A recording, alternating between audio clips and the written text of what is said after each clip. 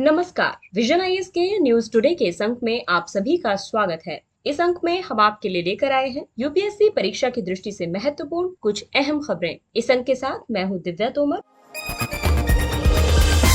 आइए सबसे पहले बात करते हैं इस अंक की खास खबरों के बारे में। भारत ने संयुक्त राष्ट्र वैश्विक सतत परिवहन सम्मेलन में चीन के बेल्ट एंड रोड इनिशिएटिव का कड़ा विरोध किया। गैर ट्रांसजेनिक जीन संपादन तकनीकों के लिए दिशा निर्देश जनवरी 2020 से लंबित। केंद्रीय मंत्रिमंडल की स्वीकृति प्राप्त होने के बाद पीएम गति शक्ति राष्ट्रीय मास्टर प्लान के कार्यान्वयन का मार्ग प्रशस्त हुआ। सरकार ने अगले 5 वर्षों में 100 बिलियन अमेरिकी डॉलर मूल्य के वस्त्र निर्यात का लक्ष्य निर्धारित किया। सरकार अब जैविक से आगे बढ़ते हुए हाइड्रोपोनिक्स और एयरोपोनिक्स पर ध्यान केंद्रित करेगी। पर्यावरण मंत्री ने विस्तारित उत्पादक उत्तरदायित्व के विनियमन के लिए प्रारूप अधिसूचना जारी की। और अब खबरें विस्तार से।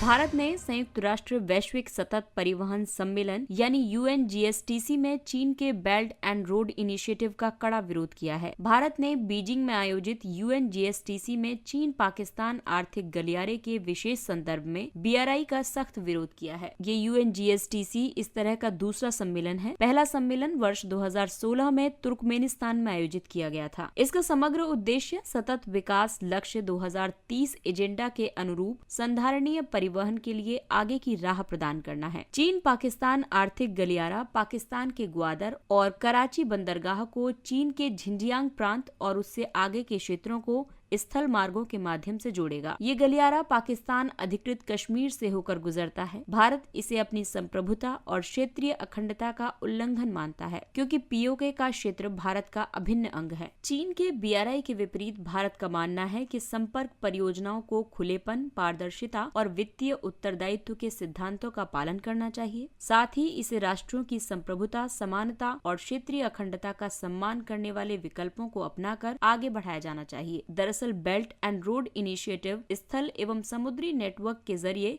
एशिया को अफ्रीका और यूरोप से जोड़ने का प्रयास करता है। इस योजना का उद्देश्य क्षेत्रीय एकीकरण में सुधार करना, व्यापार में वृद्धि और आर्थिक विकास को प्रोत्साहित करना है। हालांकि भारत का मानना है कि ये अपनी अपारदर्शी प्रकृति की वजह से चीन की दूसरे देशों को ऋण जाल में फंसाने की उसकी कूटनीति का एक हिस्सा है। आइए अब बात करते हैं पेपर 3 के टॉपिक जीन प्रौद्योगिकी के बारे में। गैर ट्रांसजेनिक जीन संपादन तकनीकों के लिए दिशा निर्देश जनवरी 2020 से लंबित हैं। भारतीय कृषि अनुसंधान परिषद यानी आईसीएआर के अंतर्गत एक अनुसंधान गठबंधन चावल की किस्मों को विकसित करने के लिए जीन संपादन तकनीकों का उपयोग कर रहा है। ये किस्में सूखा और लवणता सहिष्णु और उच्च उपज देने वाली हैं। हालांकि लगभग 2 वर्षों से जेनेटिक इंजीनियरिंग मूल्यांकन समिति ने ऐसी जीन संपादन तकनीकों के लिए प्रारूप दिशा निर्देश जारी नहीं किए हैं। जीनोम या जीन एडिटिंग किसी कोशिका या जीव के डीएनए में विशिष्ट संशोधन करने की एक विधि है। ये विधि आनुवांशिक सामग्री को जीनोम में विशेष स्थानों पर जोड़ने, हटाने या बदलने में सक्षम बनाती है। पुरानी आनुवांशिक रूप से संशोधित तकनीक में बाहरी डीएनए को प्रवेश करवाना शामिल है। वहीं जीन संपादन की विधि में प्रत्यक्ष रूप से पादप के जीन में संशोधन किया जा सकता है। जीनोम एक जीव के डीएनए का संपूर्ण समुच्चय होता है। इसमें सभी गुणसूत्र शामिल होते हैं जिनमें डीएनए और जीन पाए जाते हैं। जीनोम संपादन करके किसी कोशिका या जीव की विशेषताओं में बदलाव किया जा सकता है। जीन संपादन के लिए उपयोग की जाने वाली तकनीकों में CRISPR-Cas9, zinc finger nuclease, transcription activator like effector nuclease आदि शामिल हैं। आइए अब आपको बताते हैं कि जीनोम संपादन कहां-कहां उपयोग किया जा सकता है। इसे कृषि में फसल की उपज बढ़ाने, रोग और सूखे के विरुद्ध प्रतिरोधक क्षमता में सुधार करने के लिए इसका उपयोग किया जा सकता है।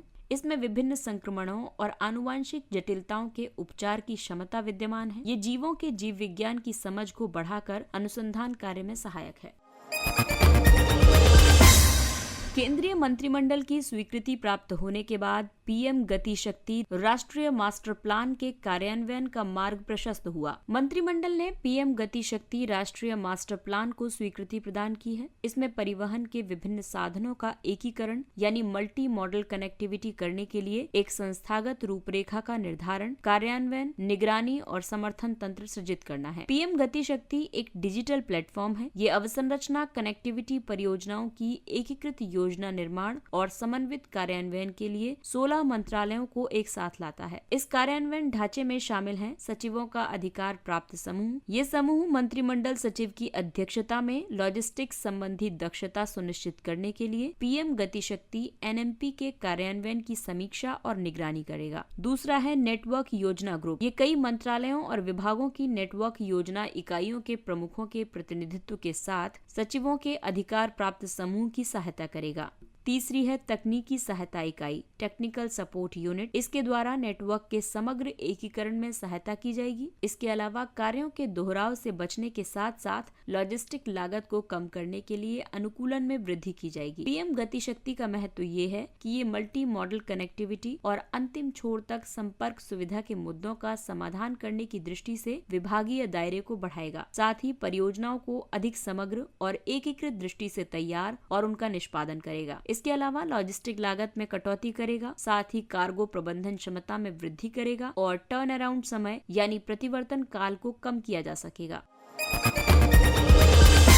अगली खबर उद्योग जगत से। सरकार ने आने वाले 5 वर्षों में 100 बिलियन अमेरिकी डॉलर मूल्य के वस्त्र निर्यात का लक्ष्य निर्धारित किया है। वस्त्र मंत्रालय ने उद्योग से वस्त्र निर्यात के वर्तमान निर्यात मूल्य को 3 गुना बढ़ाकर 100 बिलियन डॉलर करने के लक्ष्य का आह्वान किया है। आपको बता दें कि मौजूदा समय में निर्यात मूल्य लगभग 33 बिलियन डॉलर है। भारत विश्व में वस्त्र और परिधानों का छठा सबसे बड़ा निर्यातक है। वस्त्र उद्योग ने वर्ष 2018-19 में सकल घरेलू उत्पाद में 2% और निर्यात आय में 12% का योगदान किया था और वस्त्र तथा परिधान के वैश्विक व्यापार में भारत का 5% हिस्सा था। ये कृषि के बाद दूसरा सबसे बड़ा रोजगार सृजनकर्ता क्षेत्रक है। हालांकि वस्त्र उद्योग के सामने कई चुनौतियां मौजूद हैं, जैसे कि असंगठित बुनाई क्षेत्र, अनुसंधान एवं नवाचार पर कम ध्यान, अपर्याप्त प्रौद्योगिकी उन्नयन, निम्न उत्पादकता और स्वचालन स्तर तथा बांग्लादेश, वियतनाम आदि से प्रतिस्पर्धा। आपको बता दें कि कोविड-19 के दौरान उद्योग को उत्पादन, कोकून और कच्चे रेशम की कीमतों, परिवहन समस्या, कुशल श्रमिकों की अनुपलब्धता आदि कई समस्याओं का सामना करना पड़ा है। हालांकि वस्त्र क्षेत्र के लिए कई पहलें भी आरंभ की गई हैं, जैसे सरकार ने 7 व्यापक एकीकृत वस्त्र क्षेत्र और परिधान पार्क की स्थापना को मंजूरी प्रदान की है। स्वचालित मार्ग के तहत 100% प्रत्यक्ष विदेशी निवेश की अनुमति प्रदान की गई है। विशिष्ट वस्त्र उत्पादों के निर्माण और निर्यात के लिए उत्पादन से संबद्ध प्रोत्साहन योजना संचालित की जा रही है। संशोधित प्रौद्योगिकी उन्नयन निधि योजना आरंभ की गई है। पावरलूम क्षेत्र के विकास के लिए कई योजनाएं शुरू की गई हैं। इसके अलावा भारत को तकनीकी वस्त्रों में वैश्विक स्तर पर अग्रणी उत्पादक के रूप में स्थापित करने के लिए राष्ट्रीय तकनीकी वस्त्र मिशन आरंभ किया गया है।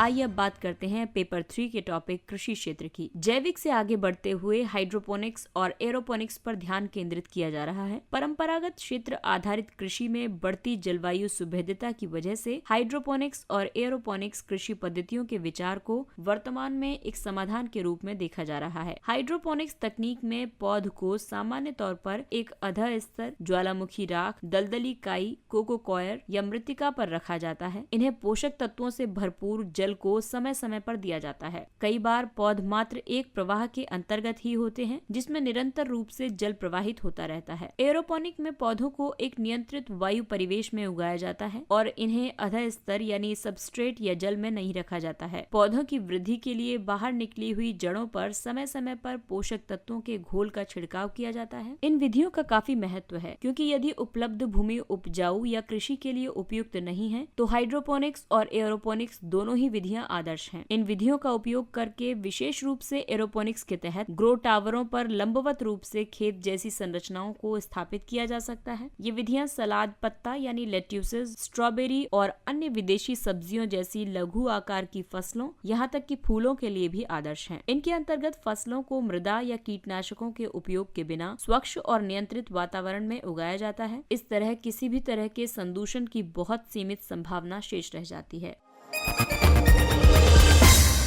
अगली खबर पर्यावरण क्षेत्र से। पर्यावरण मंत्री ने विस्तारित उत्पादक उत्तरदायित्व के विनियमन के लिए प्रारूप अधिसूचना जारी की है। इस प्रारूप अधिसूचना को पर्यावरण संरक्षण अधिनियम 1986 द्वारा प्रदत्त शक्तियों का प्रयोग करते हुए जारी किया गया है। यह अधिसूचना प्लास्टिक अपशिष्ट प्रबंधन नियम 2016 के तहत EPR के लिए विनियम सृजित करने से संबंधित है। EPR का मतलब है उत्पाद की उपयोग अवधि तक उत्पाद के पर्यावरण के अनुकूल प्रबंधन के लिए निर्माता का उत्तरदायित्व।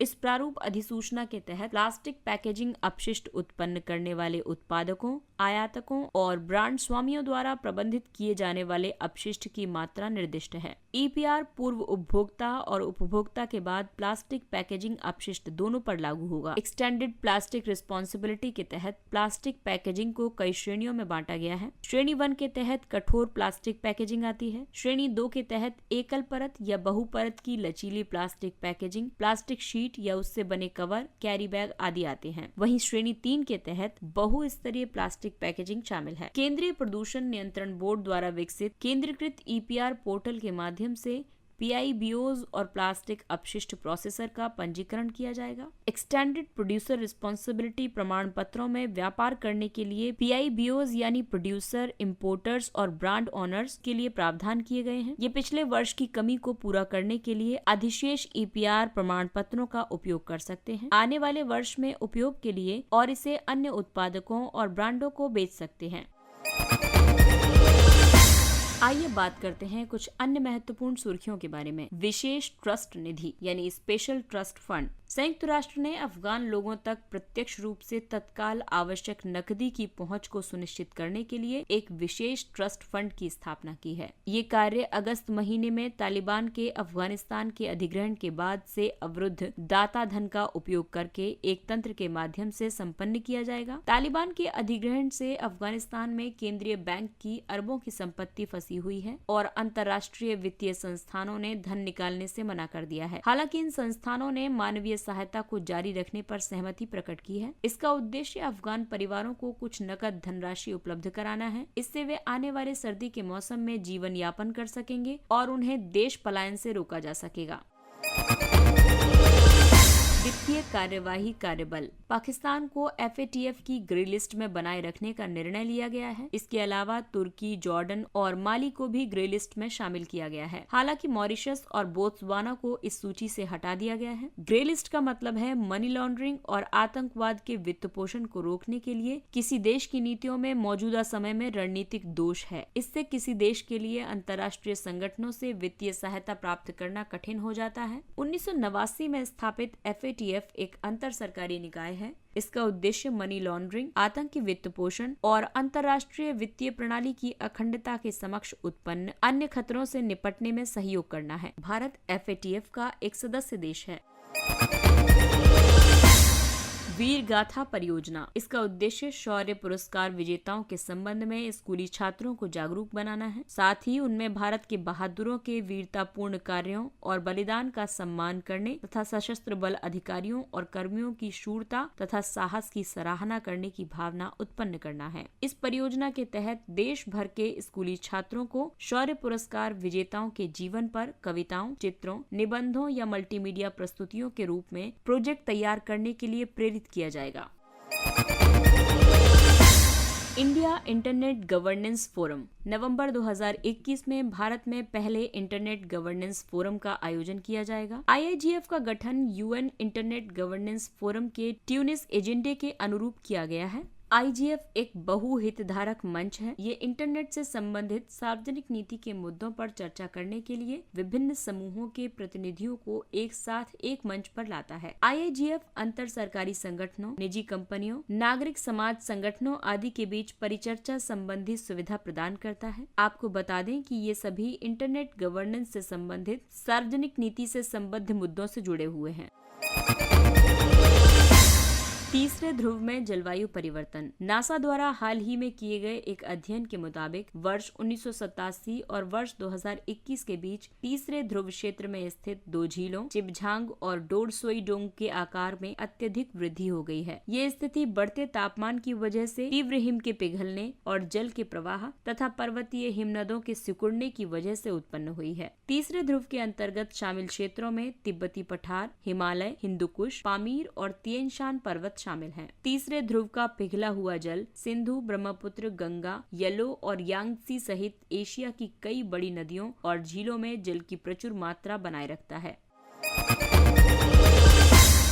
स्टॉकहोम +50 ये एक उच्च स्तरीय बैठक है। इसे स्वीडन की सरकार द्वारा मानव पर्यावरण पर संयुक्त राष्ट्र के प्रथम सम्मेलन स्टॉकहोम सम्मेलन 1972 की 50वीं वर्षगांठ के दौरान आयोजित किया जाएगा, जो कि जून 2022 में होगी। इस सम्मेलन के परिणाम स्वरूप संयुक्त राष्ट्र पर्यावरण कार्यक्रम यानी UNEP का सृजन किया गया था। इसका उद्देश्य एक ऐसे परिवर्तन को तेज करने की दिशा में सहयोग प्रदान करना है जो स्थायी और हरित अर्थव्यवस्थाओं की स्थापना को सुनिश्चित तथा रोजगार के अधिक अवसर प्रदान करता हो। साथ ही ये सभी के लिए एक स्वस्थ ग्रह की अवधारणा की परिकल्पना भी करता है। The Lancet countdown on health and climate change. इस रिपोर्ट में कई मुख्य निष्कर्ष दिए गए हैं। जैसे ये रिपोर्ट हीट स्ट्रेस के प्रति सुभेद्यता का मापन करती है। इसमें भारत को 31 अंक प्रदान किए गए हैं, जो कि 1990 की तुलना में 15% ज्यादा है। इस रिपोर्ट के अनुसार वर्ष 2018 और वर्ष 2019 के बीच भारत और ब्राजील में गर्मी या ताप के कारण होने वाली मृत्यु दर में अत्यधिक वृद्धि दर्ज की गई है। भारत, बांग्लादेश और पाकिस्तान में वर्ष 2020 में बढ़ती गर्मी की वजह से कार्य के घंटों में सबसे अधिक गिरावट दर्ज की गई थी। हीट स्ट्रेस में वृद्धि के संभावित कारणों में हीट वेव में होने वाली वृद्धि, वनाग्नि की घटनाएं, सूखा, समुद्र का बढ़ता स्तर और जलवायु परिवर्तन के विरुद्ध अपर्याप्त अनुकूलन उपाय शामिल हैं।